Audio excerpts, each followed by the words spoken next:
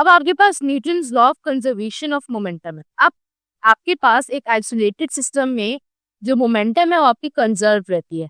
मतलब क्या है इस चीज का, हम इस चीज को देखते हैं। इसको मैं आप लोगों को यहाँ पे थोड़ा सा डिफरेंट है इसका। अच्छा, इसको पहले मैं आप लोगों को एक दूसरी एग्जांपल से समझाती हूँ, उसके बाद हम इस वाले एग्जांपल के ऊपर आए, ठीक है?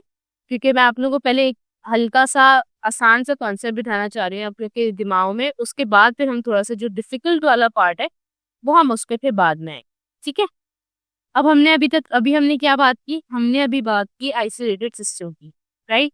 कि आइसोलेटेड सिस्टम क्या होता है?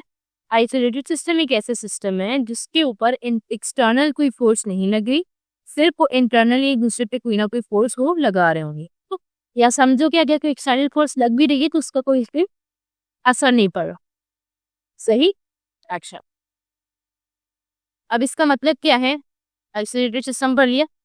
दूसरी चीज हमने पढ़ी अभी, बल्कि अब जो हम पढ़ने वाले हैं वो क्या है आपके पास? लॉ ऑफ कंजर्वेशन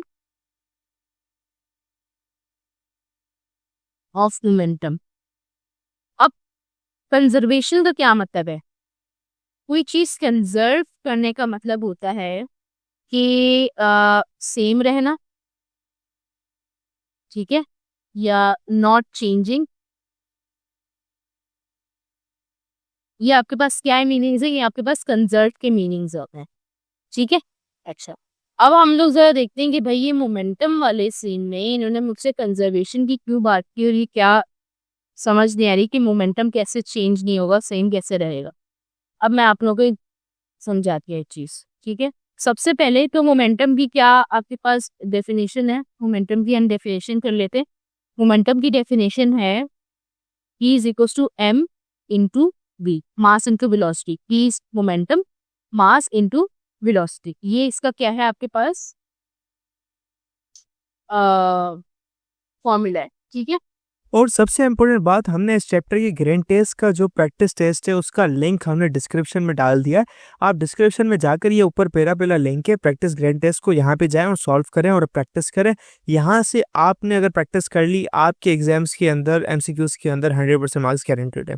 उसके अलावा अगर आपको हमारे फ्री नोट्स चाहिए, lecture, guest papers, model papers चाहिए, तो इस पहली वाली लिंक पे क्लिक करके आप हमारे चैनल को ज्वाइन हो जाए, और दूसरी वाली लिंक को क्लिक करके आप हमारा व्हाट्सएप ग्रुप है इंपॉर्टेंट प्रीमियम, उसको ज्वाइन हो जाएं, ठीक है?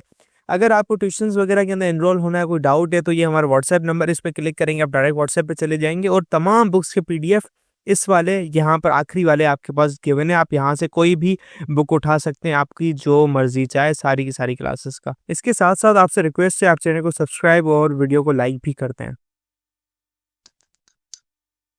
अच्छा, अब हम बात कर रहे थे एक आइसोलेटेड सिस्टम की। अब फॉर एग्जाम्पल मेरे पास जो है वो दो बॉल्स हैं, ठीक है? दो बॉल्स है, एक का मास जो है वो है मास m1 और एक का मास है मेरे पास m2। सही है? अब क्या हो रहा है? आइसोलेटेड सिस्टम का मतलब कि एक्सटर्नली इसका कोई फोर्स नहीं लग रही, इनके अंदर ऑटोमेटिकली एक फोर्स है।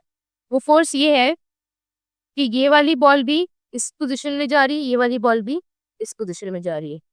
जो छोटी वाली बॉल है, ये वाली जो m1 मैंने जिसको लिखा है, इसकी वेलोसिटी जो है वो है आपके पास,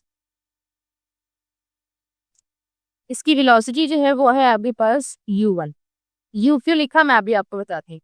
और जो दूसरी बॉल है इसकी वेलोसिटी है u2, ठीक है? अच्छा, इनिशियल को हम लोग मोमेंटम में u बोलते हैं और फाइनल को मोमेंटम में v कहा जाता है, ठीक है? अब बॉडी 1 की इनिशियल है तो u1 और बॉडी 2 की इनिशियल है तो u। अच्छा, वैसे एक और चीज, ये जो आपकी बॉडी 1 होती है वो हमेशा बड़ी होती है, तो मैं इसको बड़ा कर लूँ। सही है? मोस्ट ऑफ द केसेस में वो बड़ी होती है, और जो बॉडी 2 होती है वो छोटी होती है कंपैरेटिवली फ्रॉम बॉडी 1, ठीक है? तो मैं इसको इस तरह से ड्रॉ कर देती हूँ, हम बराबर भी कर लें, कोई ऐसा मसला नहीं। अच्छा, इसकी इनिशियल वेलोसिटी u1 है, इसकी u2 है। अब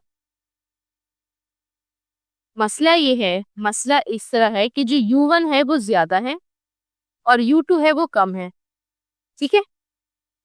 अब क्या हुआ, ये दोनों बॉल्स आपस में जो है वो क्या, ये दोनों बॉल जो है वो क्या कर रही हैं कि आ, एक डायरेक्शन में जा रही है। अब इसकी वेलोसिटी ज्यादा है, इसका मतलब ये तेज भागेगी या स्लो होगी, है ना। M1 जो है ये तेज होगी, M2 जो है वो स्लो होगी।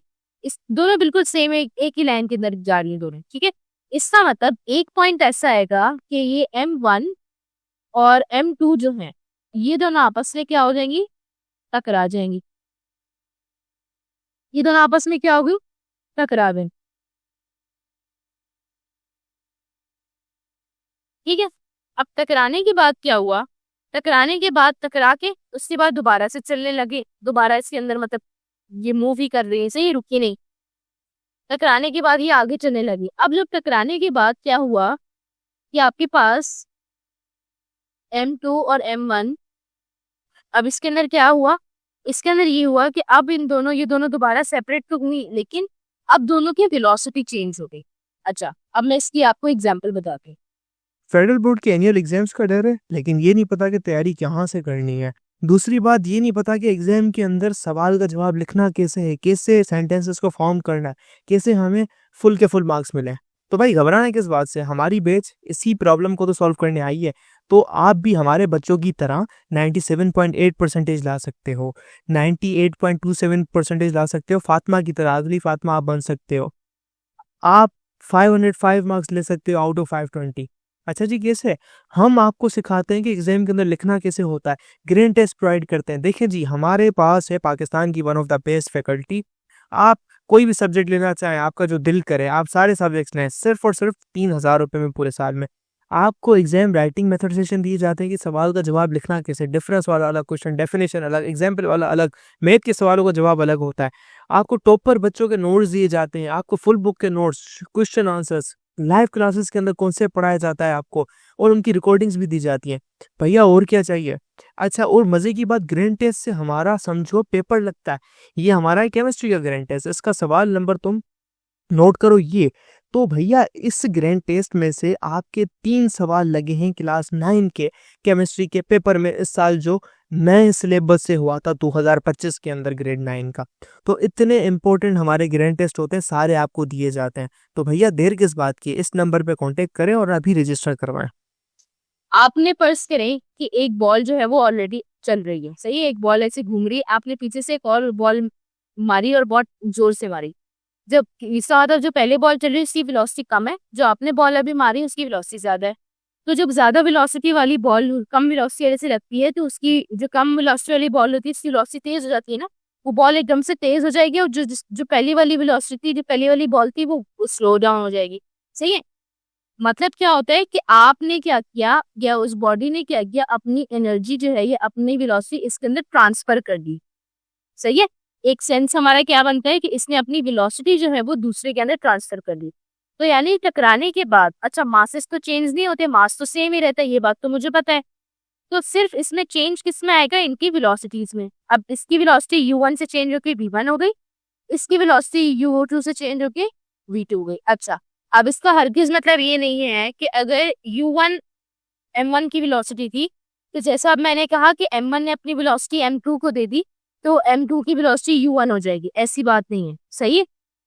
इसका मतलब ये है कि अब मैं इसको आपको एक और तरह समझाता हूँ, ठीक है। देखो, फर्ज करो कि जो बॉडी A है, मास इसका समझो कि इसका मास 2 है, इसका भी मास 2 है फॉर एग्जाम्पल, ठीक है।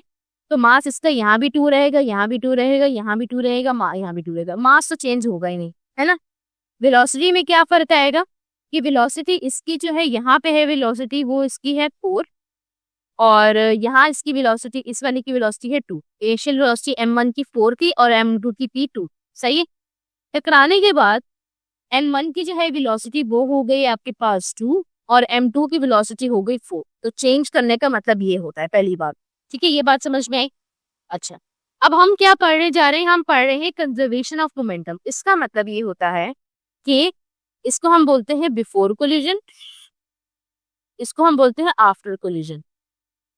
ये क्या हो रही है, ये कोलिजन हो रही है, कोलिजन, कोलिजन का मतलब होता है टकराना, सही है।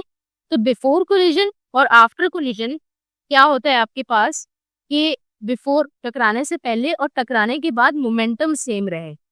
ये लॉ मुझे क्या कहते हैं कि दो बॉल जब टकरा रही थी, टकराने से पहले उनका मोमेंटम और टकराने के बाद, यानी इन दोनों के मोमेंटम को मैं प्लस कर दूंगी तो दोनों का मोमेंटम पहले भी सेम था और बाद में भी सेम था।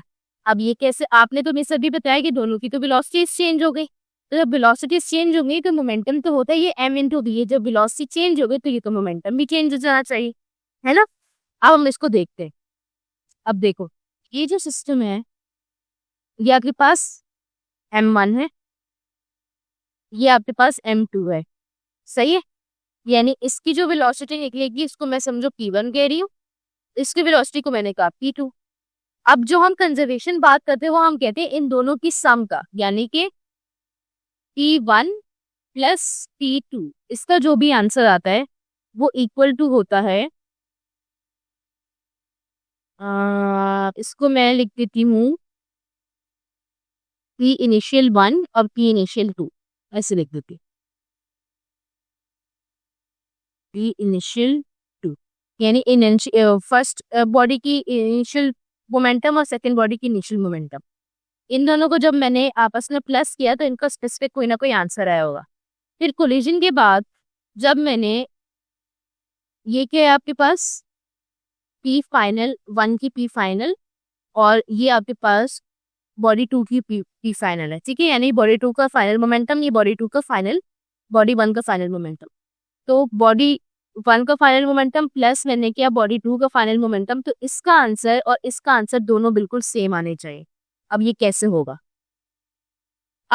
अब याद रखिएगा कि कोलिजन से पहले m1 कितना था 2 और u1 कितना था 4 और m2 था 2 और u2 था आपके पास 2। अब मैं इसको नेक्स्ट पेज पे लेके जाती हूँ, हम पढ़ने हैं अभी बिफोर कोलिजन, अभी हम इनिशियल लॉसेस की बात करें, ठीक है।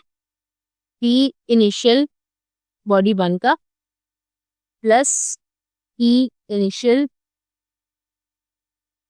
बॉडी 2 का, ठीक है। यानी ये कोलिजन से पहले की बात हो रही है। अब मुझे पता है p का क्या फॉर्मूला होता है mv, है ना, ये भी mv होता है, मैं इसको यहाँ लिख देती हूँ एक मिनट। p का क्या फॉर्मूला होता है mv। अब पहले मैं अगर अब मैं इसको ओपन करके देखती हूँ, ठीक है। pi1 की जगह मैं लिखती हूँ m1, बॉडी 1 का मास m1 था और वेलोसिटी क्या थी इनिशियल u1, याद है मैंने बताया था इनिशियल वेलोसिटी जो होगी वो u1 होगी। फिर प्लस बॉडी 2 की मास जो है वो m2 और इनिशियल वेलोसिटी थी u2, ये बात समझ में आई। अब m1 कितना था मेरे पास 2 और u1 कितना था मेरे पास 4 प्लस m2 कितना था मेरे पास 2 और u2 कितना था मेरे पास, ये भी 2 था। अब इन दोनों को जब मैं प्लस करूंगी तो ये मेरे पास 2 प्लस 4 कितना, 2 इंटू 4 कितना आ जाएगा, 2 4 जार 8 और 2 2 जार 4, 8 प्लस 4 12। यानी बिफोर कोलिजन जो आपकी मोमेंटम आई है वो कितनी आई है 12, ये बात समझ आई। अब हम पढ़ते हैं आफ्टर कोलिजन। अब आफ्टर की बात करिए, वही p1, अच्छा अब आएगा आपके पास pf1 प्लस pf2। अब उसको मैं ओपन कर रही हूँ m1 mu में। अब मास 1 m1 कहलाएगा, बॉडी 1 का मास m1 होता है और इसकी फाइनल वेलोसिटी अब क्या होगी v1, ये मैंने बात बताई थी। फिर मास 2, बॉडी 2 का मास m2 और बॉडी 2 का फाइनल वेलोसिटी v2 हो जाएगी, ठीक है। अच्छा अब मैंने बताया था m1 मास तो इनके सेम रहते हैं, मास तो डिफरेंट नहीं होते, मैं मास पहले लिख देती हूँ। अब मैंने बताया था कि इनकी वेलोसिटीज इंटरचेंज हो जाती हैं, तो जो u1 की थी वो u2 की हो जाए, वो जो बॉडी 1 की थी वो बॉडी 2 की हो जाएगी, जो बॉडी 2 की थी वो बॉडी 1 की हो जाएगी। तो बॉडी 2 की कितनी की 2, तो अब वो हो गई बॉडी 1 की, और बॉडी 1 की थी 4, अब वो हो गई बॉडी 2 की। 2 2 जार 4, 2 4 जार 8, 8 प्लस 4 12। वेलोसिटीज यहाँ चेंज हुई, यहाँ डिफरेंट थी, यहाँ डिफरेंट थी, बट आंसर देखो सेम आया है। इसका मतलब है कि आपका जो मोमेंटम है वो कंजर्व है, यानी कि बिफोर कोलिजन जो मोमेंटम आ रहा है, टोटल मोमेंटम दोनों बॉडी का टोटल मोमेंटम जो है वो 12 आ रहा था, और आफ्टर कोलिजन यानी टकराने के बाद दोनों बॉडी का टोटल मोमेंटम 12 आ रहा। इसका मतलब है कि आपका सिस्टम कंजर्व है, यानी कि इसके ऊपर कोई एक्सटर्नल फोर्स नहीं लग रही, ठीक है। वैसे ideally it's not possible, but in physics अगर कोई एक्सटर्नल फोर्स नहीं लग रही किसी सिस्टम के ऊपर, आइसोलेटेड सिस्टम का वही मतलब होता है कि इसके ऊपर कोई फोर्स नहीं लग रही, तो वो आपस में जो फोर्स लगा रहे हैं वो फोर्स एक दूसरे को ट्रांसफर कर देते हैं। जो पहले की फोर्स है वो दूसरे को दे देगा, जो दूसरे की फोर्स है वो पहले को दे देगा, फोर्स कह लो या वेलोसिटी कह लो, ठीक है। तो इस वजह से इंटरचेंज, तो इंटरचेंज करेगा, आखिर में तो सम होगा, आखिर में तो आंसर उनका सेम ही आएगा। तो ये बेसिकली जो कंजर्वेशन का मतलब था ना, वो ये मतलब था कि सेम रहेगी before collision and after collision. Okay, so ball वाली एग्जांपल हमने देख ली। Now let's read it out कि इसमें अभी लोग क्या कह रहे हैं हमसे। For an isolated system, isolated system मैंने बताया था क्या होता है, अ सिस्टम जिसमें कोई भी एक्सटर्नल फोर्स एक्ट जो है वो नहीं कर रही, ठीक है, वो आपका आइसोलेटेड सिस्टम होता है। For an isolated system there is no net force acting, मतलब कि F इज इक्वल टू 0। अभी जैसे मैंने बात की कोई एक्सटर्नल फोर्स नहीं लग रहा तो यानी F is equal to 0। Therefore Newton second law in terms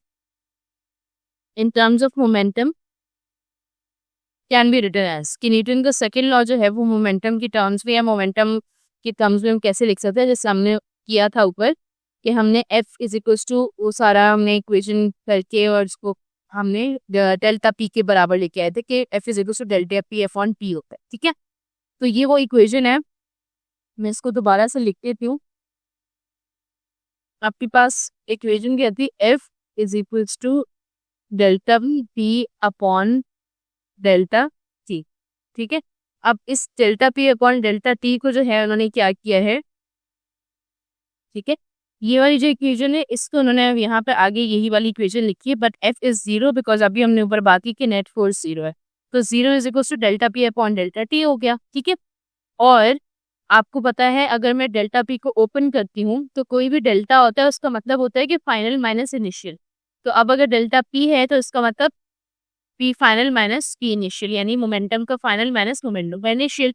तो यहाँ इन्होंने वो चीज लिखी अपॉन डेल्टा T।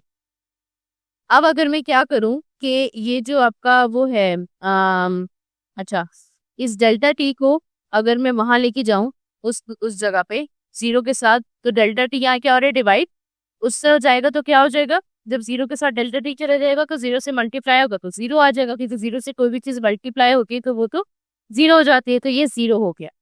फिर क्या हुआ, एक स्टेप इन्होंने मिस किया, मैं आपको वो स्टेप करके दिखाती हूँ।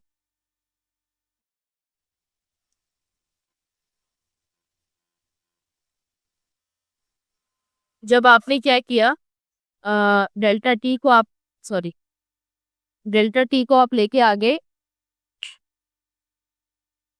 डेल्टा T को जब आप लेके आ गए 0 के साथ, तो ये हो गया delta T is equals to 0, sorry delta T multiply by 0, ठीक है, इज इक्वल्स टू पीछे क्या बचा, PF माइनस CI, ठीक है, यही चीज बची। अब ये हो गया 0 is equals to PF minus PI। अब PF PI यहाँ पे माइनस हो रहा है, मैं इसको दूसरी साइड पे लेके जाऊंगी तो क्या हो जाएगा, प्लस, तो 0 से मैं प्लस करूंगी तो मेरे पास वही आएगा, PI ही आएगा, ठीक है। तो ये बन जाएगा आपके पास PI is equals to PF। फिर मैं इसको इन्वर्ट कर दूंगी तो ये चीज बन जाएगी। अच्छा मिस, हम PF को वहां क्यों नहीं लेके गए, क्योंकि मुझे माइनस का साइन खत्म करना है, तो अगर मैं PF को वहां लेके जाऊंगी तो PF के ऊपर भी माइनस आ जाएगा, है ना। तो मैंने सिंपल क्या किया, मैंने PI जो जिसके साथ नेगेटिव साइन है उसको मैं दूसरी साइड लेके गई तो ये पॉजिटिव हो गया, फिर मैंने इस चीज को फ्लिप कर दिया तो मेरे पास ये चीज आ गई, PF is equal to PI। अब PF को क्या फॉर्मूला होता है, या P क्या है, मोमेंटम, तो मोमेंटम का फॉर्मूला होता है M इंटू MV। तो अगर फाइनल का मोमेंटम है तो फाइनल का मास और फाइनल का भी, और अगर इनिशियल का मोमेंटम है तो इनिशियल का मास और इनिशियल का भी। अच्छा मास तो फाइनल इनिशियल का सेम ही रहता है, वैसे F और I इनिशियल के साथ वो वेलोसिटी के साथ सिर्फ आना चाहिए था, बट जस्ट टू एक्सप्लेन इन्होंने ऐसे करके आपके पास लिख दिया। तो यानी बेसिकली ये मतलब है कंजर्वेशन ऑफ मोमेंटम का कि बिफोर कोलिजन और आफ्टर कोलिजन, या बिफोर समथिंग एंड आफ्टर, यानी कि एक बॉडी का मोमेंटम शुरू में और आखिर में जो है वो सेम रहता है अगर कोई एक्सटर्नल फोर्स उसके ऊपर नहीं आ रही, ठीक है। अच्छा, हमने इस चीज को प्रूफ करना है, हमने इस चीज को जो हमने कल जो बॉल वाली एग्जांपल के अंदर इसको प्रूफ किया था उसी तरह हमने इसको अब यहाँ पे भी प्रूफ करना है।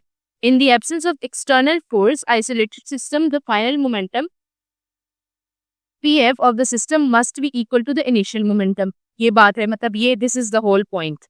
If no external force acts on the system of the particles, the total momentum of the system cannot change. कि अगर कोई external force नहीं लग रही, तो जो total momentum है system का वो change नहीं होगा. सही है, यानी momentum शुरू में और आखिर में same रहेगा. This enables us. अच्छा, अगर कोई single object होगा, अगर एक single object की हम बात कर रहे हैं, तो उसके अंदर भी ऐसे ही रहेगा, उसका तो मोमेंटम बिल्कुल भी चेंज नहीं होगा. लेकिन अगर दो ऑब्जेक्ट्स है, जैसे हमने बॉल वाली एग्जांपल में देखा, तो उसमें दो बॉल्स थी, लेकिन उन पे कोई एक्सटर्नल फोर्स नहीं, वो आप अपनी ही फोर्सेस एक दूसरे में एक्सचेंज कर रहे थे, अपनी ही वेलोसिटीज एक दूसरे में एक्सचेंज करते, इंटरचेंज कर रहे थे. तो उसके अंदर जो है कोई डिफरेंस तो हुआ नहीं, यानी कि वो एक ने दूसरे को दे दी, दूसरे ने तीसरे को, पहले को दे दी, तो वो उनकी आखिर में आंसर सेम ही आया, जिस तरह हमने बॉल वाले एग्जाम्पल में देखा था. ठीक है, तो ये वो वाला सा एग्जाम्पल है, वो वाली चीज है. अच्छा, if no external force acts in the system, the total momentum of the system cannot change. This enables us to write the law of conservation of momentum, which states the momentum of an isolated system remains constant. क्या बताता है ये law, क्या है conservation of momentum का, कि the momentum of an isolated system remains constant. Isolated system is the must to mention. ठीक है, isolated system का मतलब है कि एक्सटर्नल फोर्स नहीं लगी. अगर मैंने आइसोलेटेड सिस्टम नहीं लिखा तो इसका मतलब कोई ना कोई एक्सटर्नल फोर्स लग रही होगी, तो मेरा ये लॉ खराब हो जाएगा. ठीक है, तो it is must to write isolated system, और उसकी वजह से फिर आपका मोमेंटम जो है वो कांस्टेंट रहेगा. तो this is basically the law of the conservation of momentum. सही है. अच्छा, नाउ अब इसको हम गन और उसकी एग्जाम्पल में देख लेते हैं, गन और बुलेट की एग्जाम्पल. अब हमने पहले दो बॉल्स की एग्जांपल देखी थी, अब हम बुलेट और गन की बात करते हैं. हमने बहुत देखा है कि फिल्मों में एंड डिफरेंट कार्टून्स में, ड्रामों में, कि गन्स लोग शूट करते हैं, उसमें गन और बुलेट तो हमने बहुत दफा देखी है, बट वो एक्चुअली काम कैसे करती है, वो बेसिकली इस मोमेंटम के सारे सिस्टम पे ही काम करती है. तो let's see, consider N isolated system of a bullet mass m and gun of mass. अच्छा, बुलेट का मास इन्होंने लिखा है b का मतलब बुलेट है, और gun of the mass mg, और गन का मास g है, तो mg लिख दिया उसको. Such that before firing the total initial momentum, that is initial is equals to 0 of the system is 0 is shown in the figure. अच्छा, अब इसमें बता क्या रहे हैं, अब मिस गन तो हम ही चला रहे हैं, तो ये आइसोलेटेड कैसे हुआ. तो बेटा गन हम चला रहे हैं, हम तो सिर्फ उसका ट्रिगर पुल कर रहे हैं ना, हमने बुलेट को पुश तो नहीं किया कि वो बुलेट निकल रही. बुलेट को तो मैंने फोर्स नहीं दी, बुलेट को फोर्स तो गन नहीं दी है ना. बुलेट को फोर्स, जैसे मैंने सिर्फ ट्रिगर पुल किया, तो ट्रिगर पुल करने की वजह से जो फोर्स जो क्या कहते हैं, गन के अंदर जो फोर्स प्रोड्यूस हुई, वो गन ने उस फोर्स से बुलेट को पुश किया, तो बुलेट बाहर निकली है. ठीक है, तो अब ये कैसे हुआ है, अभी किस तरीके से हुआ है, अब इसको हम देखते हैं. देखो, आपके पास ये बुलेट पड़ी हुई है रेड कलर mb, और ये आपका गन है, इसका मास है mg. दोनों के पहले तो मुझे मासेस पता चल गया. अब स्टार्टिंग में इन्होंने क्या बोला कि initial momentum is 0. Why is that, because initial velocity, अभी जब तक आपने ट्रिगर पुल नहीं किया, अभी गन और बुलेट एज इट इज रखे हुए हैं, जब तक गोली नहीं चल रही, तो अभी तो मतलब गन रेस्ट पे है, तो गन भी रेस्ट पे है, बुलेट भी रेस्ट पे, यानी कि वेलोसिटीज जो है दोनों की वो क्या हो गई, यू बी, यानी कि जो बुलेट की वेलोसिटी है वो भी 0 हो गई इनिशियल, और यू जी जो कि आपके पास गन की इनिशियल वेलोसिटी है वो भी क्या होगी, 0. तो जब वेलोसिटी 0 होगी तो आपके पास होता है MDUB, यानी कि मास इंटू वेलोसिटी. तो जब वेलोसिटी 0 तो मास तो ऑटोमेटिकली 0 हो गया ना, तो जब ये 0 हो गया तो इसका मतलब मोमेंटम ही 0 हो गया. सही है, तो इसलिए इन्होंने लिखा कि इनिशियल मोमेंटम 0, यानी कि इन दोनों को जब मैं प्लस करूंगी, इसका मोमेंटम और इसका बुलेट का और गन का इनिशियल मोमेंटम जब मैं ऐड करूंगी, तो वो दोनों क्या आएगा, मेरे पास 0 ही आएगा. ठीक है.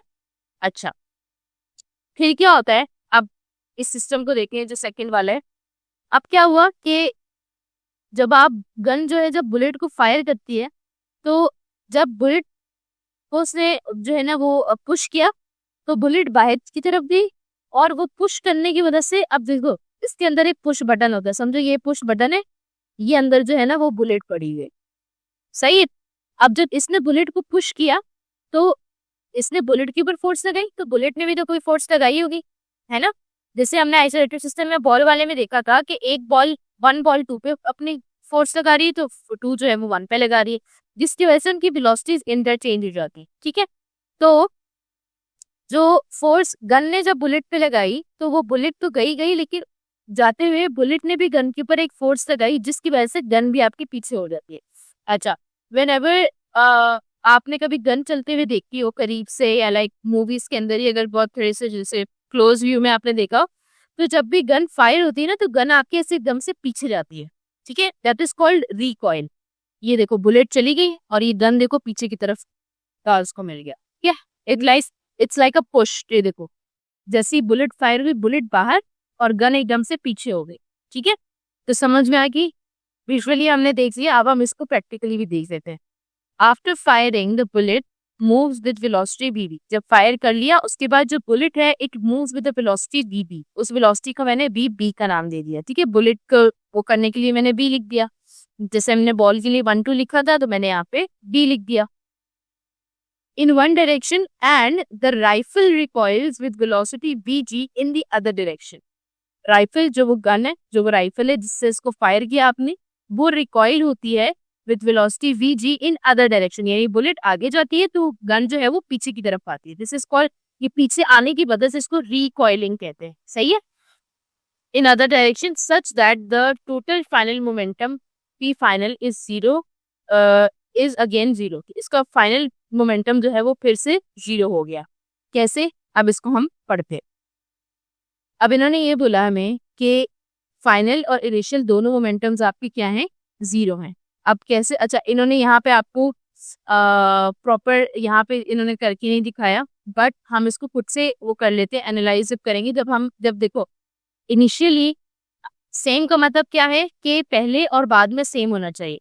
तो इनिशियल डायरेक्शन में इनिशियली दोनों चीजें रेस्ट पे थी। हमारी जो बॉल वाला एग्जाम्पल था उसमें दोनों मोशन पे था, राइट, दोनों मोशन में थी।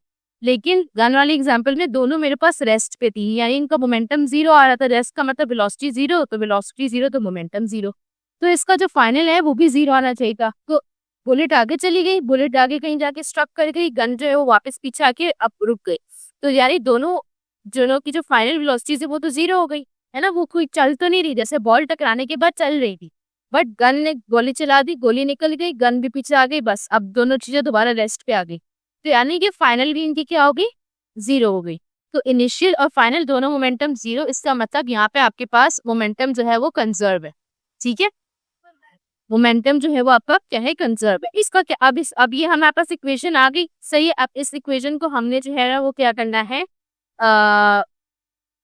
अब इसको बस हमने इसका एक फॉर्मूला से बना देना है। हमारे यहाँ पे आके ये वाला जिसकी कहानी थी कि कंजर्व होनी चाहिए, कहानी यहाँ पे आके मेरी कंप्लीट हो रही है। सही है, फिर इन्होंने इस कहानी से कहा कि अब हम अगर मुझे किसी की फाइनल वेलोसिटी निकालनी हो तो मैं कैसे निकाल सकती हूँ। ठीक है, अच्छा अब आप कहेंगे मिस यहाँ तो इसकी फाइनल वेलोसिटी जब जीरो होगी तो फिर आप क्यों निकालें, तो वो रेस्ट पे आने से पहले जो वेलोसिटी है उसको हम फाइंड आउट कर सकते हैं। ठीक है, दोनों का जो सम है वो आपके पास आके जीरो आ रहा है, लेकिन just before getting to rest कोई ना कोई इनकी वेलोसिटीज तो होंगी।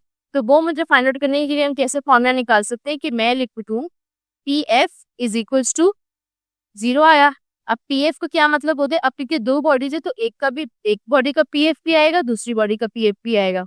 सही है, तो इसको हम लिखते हैं पी एफ बी और प्लस पी एफ जी। तो पी एफ बी में मतलब बुलेट की फाइनल वेलोसिटी में क्या है, फाइनल मोमेंटम में क्या है, मास और वेलोसिटी, और इसी तरह गन की मास और वेलोसिटी दोनों को प्लस के ये एक इक्वेशन बन गई। अब आप क्या करें कि इस बुलेट को जो है आप उठा के दूसरी साइड पे लेके जाए, तो ये यहाँ पे प्लस हो रहा है, वहां जाके माइनस हो जाएगा। माइनस साइन क्या रिप्रेजेंट कर रहे हैं कि ये जो वेलोसिटी मैं निकालती हूँ, हम इसलिए रिकॉइल वेलोसिटी को हम लोग वो करते हैं, फाइंड आउट करते हैं। ठीक है, रिकॉइल वेलोसिटी ज्यादातर गन वाले ही आते हैं, तो उसमें आप रिकॉइल वेलोसिटी को फाइंड आउट कर रहे होते हैं। तो रिकॉइल वेलोसिटी का मतलब कि डायरेक्शन उसकी क्या है, बैकवर्ड्स है, वापस। जैसे बुलेट तो वहां गई लेकिन और गन का मुंह भी उधर है, बट गन जो है वो पीछे की तरफ आ रही है, इसका मतलब साइन इसका नेगेटिव हो, जिसकी डायरेक्शन बता रहे हो इसीलिए। तो ये नेगेटिव साइन जो है वो उसकी डायरेक्शन शो करेगा। और बाकी फिर ये जो एम, अब आपको क्या निकालना था, रिकॉइल वेलोसिटी नहीं, यानी कि आपको गन की रिकॉइल वेलोसिटी यानी गन की फाइनल वेलोसिटी निकालनी। तो आपने वो निकाल ली, वो निकालने के लिए आपने एम जी जो है वो आप दूसरी साइड पे ले गए, एम जी यहाँ मल्टीप्लायर है, वहां आके डिवाइड हो जाएगा। तो ये आपके पास एक इक्वेशन बन जाएगी for finding out the recoil velocity of the gun. ठीक है, ये एक इन्होंने एडिशनल इसमें चीज डाल दी। यहाँ तक हमारा वो जो लॉ है वो प्रूव हो रहा है कि हाँ दोनों जो है वो फाइनल और इनिशियल जीरो है। बट अगर मुझे जो है ना वो जी निकालना है यानी रिकॉइल वेलोसिटी निकालनी है तो उसके लिए मैं ऐसा फॉर्मूला इसमें से कंस्ट्रक्ट कर सकती हूँ, ठीक है। So the negative sign indicates that the velocity of the gun is opposite to the velocity of the bullet, that is the gun recoils. इसका मतलब कि गन जो है वो रिकॉइल का मतलब पीछे आ रही है, सही है। Since mass of the gun is much larger than the bullet, therefore the recoil is much smaller than the velocity of the bullet, ठीक है। आप कह रहे हैं क्योंकि मास जो है वो गन का बहुत ज्यादा बड़ा है बुलेट से, तो गन ने बुलेट पे ज्यादा फोर्स लगाई है लेकिन बुलेट ने गन पे कम फोर्स लगाई है, सही है। बुलेट के अंदर ताकत कम होगी ना तो उसने कम फोर्स लगाई, लेकिन वो जो गन है उसने ज्यादा फोर्स लगाई बुलेट के ऊपर, तभी तो बुलेट इतनी तेजी से आगे चली जाती है, लेकिन गन सिर्फ हल्की सी पीछे होके वहीं आपके हाथ में रहती है। अगर सोचो सिमिलर वेलोसिटी लगा रही होती बुलेट भी, तो वो गन भी बुलेट की तरह इतनी तेज पीछे की तरफ जाती, वो भी गोली बन जाती फिर, है ना। But that's not the case, तो this is why this not the case, क्योंकि इन दोनों के मासेस में बहुत ज्यादा डिफरेंस है, ठीक है। तो this was about the law of conservation of momentum. अब आपके पास एग्जाम्पल है 3.6 राइफल रिकॉइल। हमने ऊपर रिकॉइल पढ़ लिया है अच्छे से कि क्या होता है क्या नहीं होता। अब हम जो है ना वो राइफल की रिकॉइल वेलोसिटी हम यहाँ पे निकालें।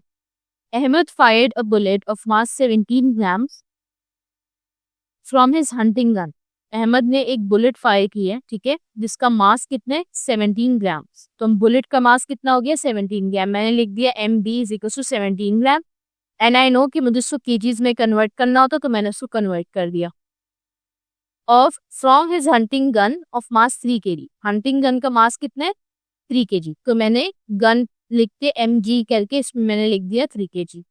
If the velocity of the bullet were 350 metre per second, अगर वेलोसिटी बुलेट की कितनी है 350 मीटर पर सेकेंड, अच्छा फायर कर दिया, अब फायर करने के बाद की वेलोसिटी है, ठीक है। आपको पता है फायर करने से पहले तो बुलेट प्रेस पे, तो फायर करने से पहले तो 0 है, बट जब फायर कर दिया तब उसकी वेलोसिटी हुई 350 मीटर पर सेकेंड।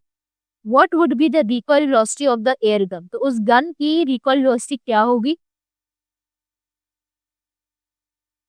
आपको वो निकालना है, ठीक है। बुलेट की वेलोसिटी आपको दे दी, आपको रिकॉइल ऑफ द गन निकालना है, यानी कि बुलेट की फाइनल वेलोसिटी आपके पास है, गन की फाइनल वेलोसिटी आपको निकालनी है। Given is mass of the rifle, आपने लिख लिया, मास ऑफ द बुलेट लिख दिया, velocity of the bullet after firing VB, V का मतलब फाइनल वेलोसिटी, ठीक है। तो VB लिखा है, इसका मतलब बुलेट की फाइनल वेलोसिटी वो कितनी है आपके पास 350। अच्छा अब उसके बाद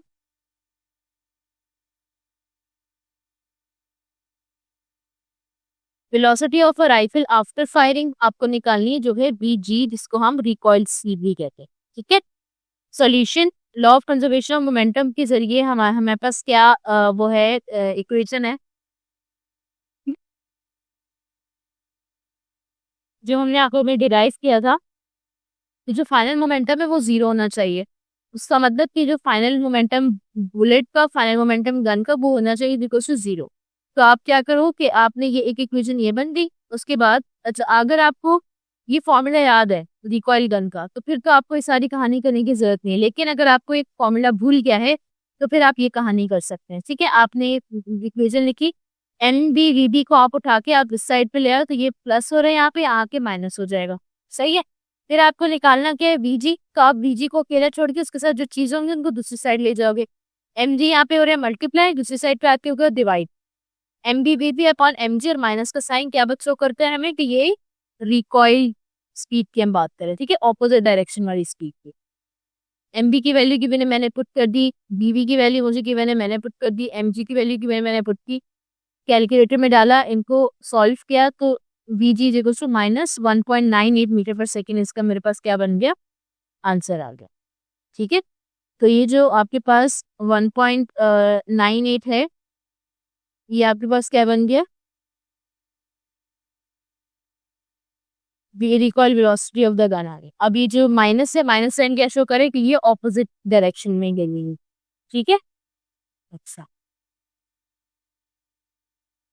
negative sign is for direction opposite to that of the bullet's velocity. The gun will move in opposite direction but with a smaller velocity as compared to the bullet because of its greater mass than the bullet. सही है, कि इसकी जो velocity है वो smaller है compare to the bullet because of its greater mass, क्योंकि इसका मास जो है वो बुलेट से ज्यादा, तो इसकी वेलोसिटी जो है वो कम हो। सही है, क्योंकि बुलेट का मास कम है तो बुलेट ने कम फोर्स लगाई है, लेकिन गन का मास ज्यादा है इसलिए गन ने यानी एक दूसरे के ऑपोजिट फोर्स लगा रहे हैं। गन बुलेट पे लगाती है, बुलेट गन पे लगाती है, तो जिसका जितना मास होगा वो उतनी ज्यादा फोर्स लगाए। ठीक है।